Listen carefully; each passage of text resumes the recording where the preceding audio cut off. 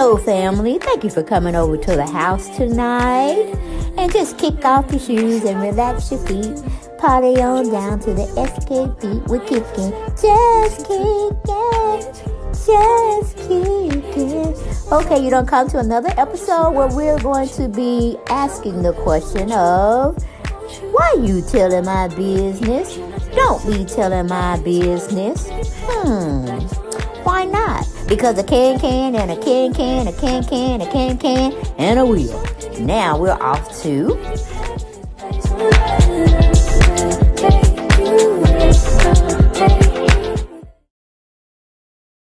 Hello, everyone, and thank you for coming over to the house. All right, bring your friends, bring your enemies, just bring anybody on the street. Okay, we don't care. Yes, you can come over to the house and have conversations with us. Okay, but we're going to be talking about this pastor. This pastor that is the father of Latosha and Tamika Scott. And he is making something worse, even worse. Okay, because I'm still trying to figure out why in the heck was he even doing an interview? Why was his current wife wanting him to have a side to speak on? It seems like it's some jealousies there. But I'm on the outside looking in. Okay? I'm on the outside looking in, trying to make it make sense, which is my other channel. So make sure y'all go over there and subscribe and share and like my videos over there.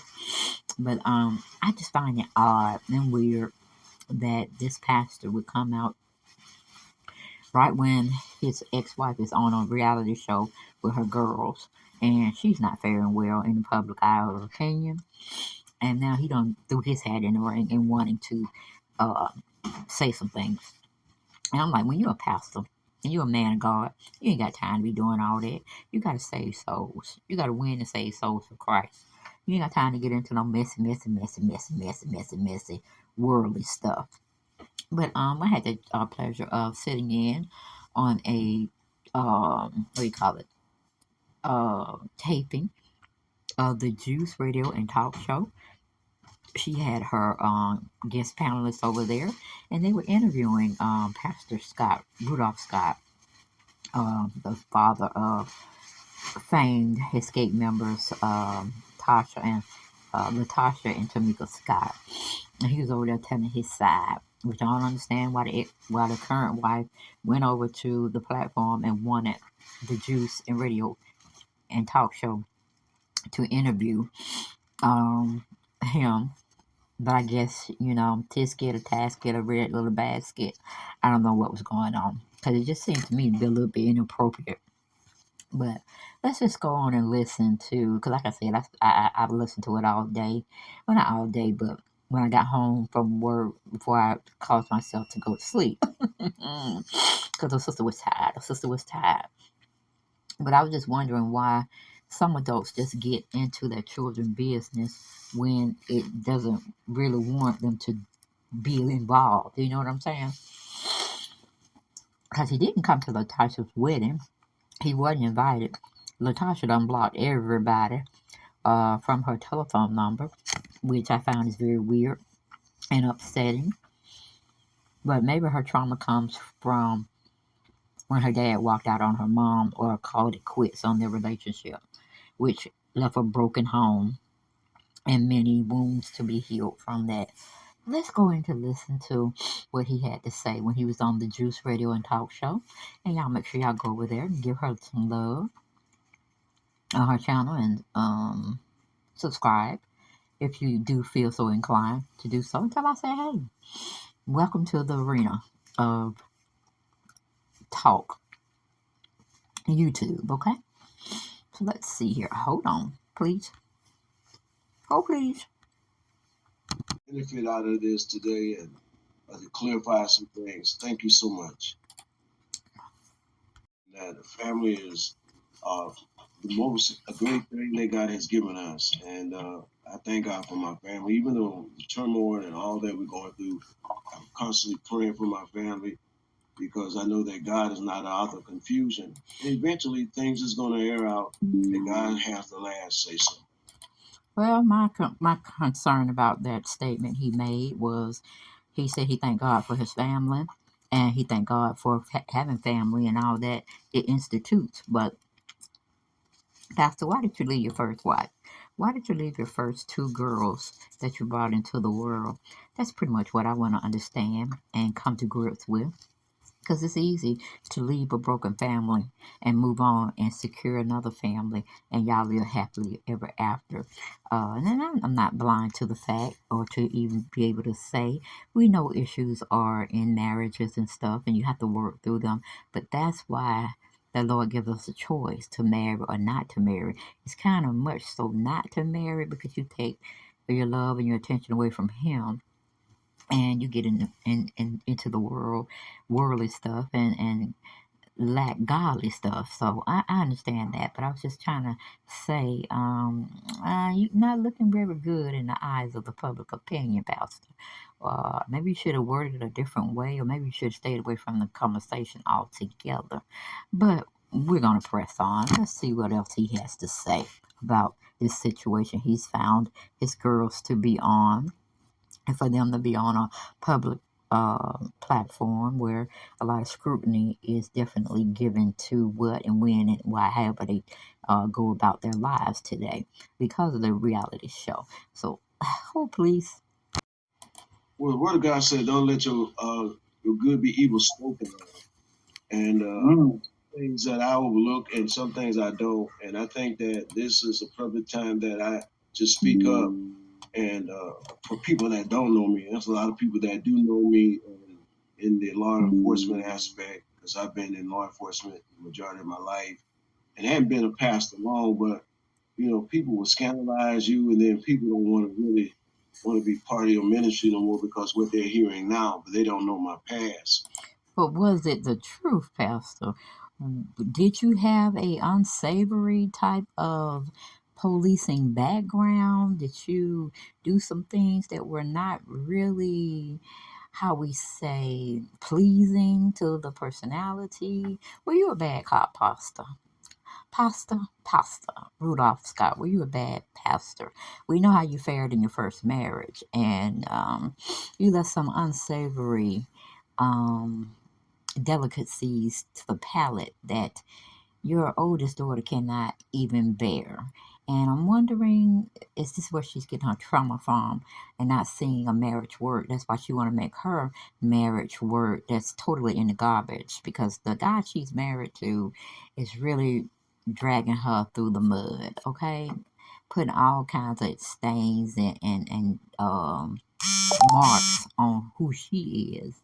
Because I really don't think your daughters know who they are anymore. They've been hit hard lately in the social media realm, and I can't say it's not half of their fault, because they didn't have to sign up for this particular of a reality show.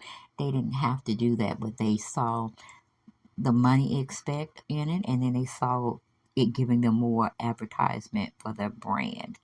So I don't think I said take responsibility of what you did, Pastor, prior to starting your new and improved family. Okay, take accountability. But we're gonna go on, because I'm pretty sure he's up to getting ready to blame Gloria, and Gloria has a lot of headaches of her own, and we have seen her shortcomings and her downfalls. So she's not pictured pretty in this incident as well. But hope please. And I'm not here to bash anybody, to embarrass anybody, make it look bad. Just tell my side of the story. And it's up to you. Hey, if you want to listen and you want to take heed, that's up to you. That's your prerogative. No, he didn't say that's our prerogative. Is he trying to quote Bobby Brown? Y'all, is he trying to quote Bobby Brown? See, I don't know why I get the feeling that this Papa was a Rolling Stone, okay? This newfound, new, renewed individual, which is Pastor Rudolph. Um, He's just looking and sounding like a Rolling Stone.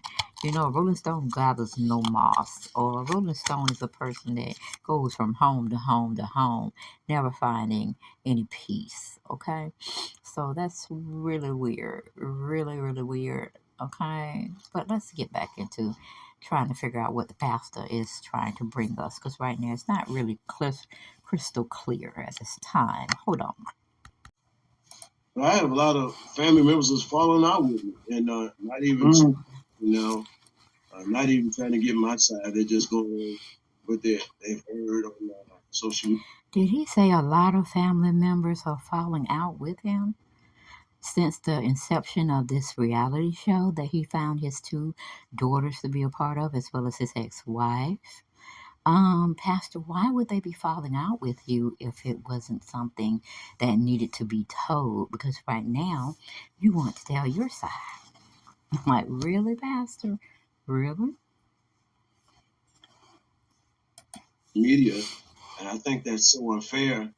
Even a person that committed a crime is innocent until proven guilty, and so I've been proven guilty before, trying to. Now, see, he's wrong right there. And everybody that knows how the law works, for certain brown individuals, minorities, you are guilty and you have to prove yourself innocent. So I'm like, okay, I see where the pastor's going. Do y'all see what he's cooking up in his kitchen? Okay, all right, a recipe for disaster. Let people know my side of the story, but it's not. But really, but one side is not his side or their side. It's God's side, and that's the main thing. It's righteous side, and that's what. Now, see, first he had me there for a second, not just for a second. He said he wanted to tell his side of the story. Now he's flipping the script saying he wants to tell God's side of the story. No, no, don't bring the Lord in this because the Lord is only dealing in truth, righteousness, and peace and serenity. You got chaos going on, Pastor. You got some what do you call it? Un, oh, Lord, you got some healing to do, and your girls got some healing to do. And I feel you have brought some of that to the forefront where none of y'all have really dealt with how each one of y'all affected each other with this divorce, with this leaving of the marriage. Because we know Gloria is just, oh, she out there windmilling on her own right now. We just left her out there because we don't understand her. And then I can see now why we don't understand her because you're making no sense, Pastor. For you to be a well run, godly machine trying to seek souls and save souls for the Lord. Yeah, because with this interview, you couldn't save my soul. You would make me want to tear into you. Okay, it's even I'm glad I am a saved individual, and I got saved by a beautiful pastor, and it was a beautiful reckoning of who I was becoming, who I was. Like I said, washing away the old, and embracing the new type of mentality, way of thinking. But I can see why your daughters have so much discord in their life and not really trusting. And then with your mama, with your ex-wife over there, going around knowing what some checks had been cashed and mailed to and all this kind of stuff, and she gonna act stupid. I'm like, can a citizen just make a